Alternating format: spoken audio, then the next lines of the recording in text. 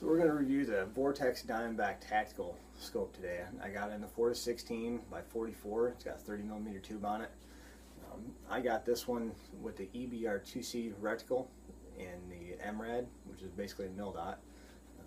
I know some people think that the reticles like that are a little bit busy, which to a certain extent they are, but once you get used to it, I found personally that I really like them. I've got some Horus Vision scopes that are very similar, I should say, which Vortex is licensed through Horus Vision. One of the big things is first focal plane. All your values are the same no matter what power you're on. So if you've got a scope, with mil-dot, if it's 3.6 inches at 100 yards on 4 power, it's 3.6 inches on 12 power at the same distance. You don't have to mix and match and try to figure stuff out. The EBR-2C reticle is a little bit different than some of the Horus Vision reticles that I'd used.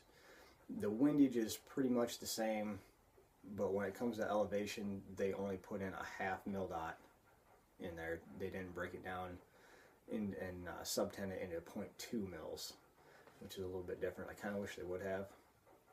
But it's not a huge deal, especially on a $350 scope. It's one of the great things about this. You don't see very many first focal plane scopes for 350 bucks, especially not quality ones. The downside is I've used this on 2 different deer this past year. At low light, the reticles, the lines in the reticle are a little hard to see, especially if you're shooting out long distance. You might lose 10 minutes of shooting light depending on how good your eyes are. I want to call Vortex on that, see if they'll thicken those up. They probably won't, but I'm going to try anyways.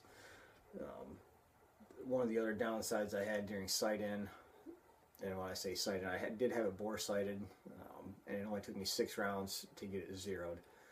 But I did have an issue with some of the clicks where they did not take effect immediately. I had to fire a couple rounds to get them to go on. Not a huge deal to me, as I use the reticle more than the clicks. Some people like using clicks. I don't. It's something extra you have to do in the field.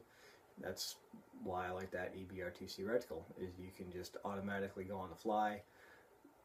All you gotta do is your calculations. You don't have to mess with your turn stall. You don't have to re-zero your turrets. One of the big things. The 2 deer that I took, the first one was at 292 yards, the other was at 435. So this scope will hold its value. Like I said, I sighted in. I only did a 200 yard zero. I went through a ballistic calculator, pulled up the round on this 300, and it was identical all the way out to 435.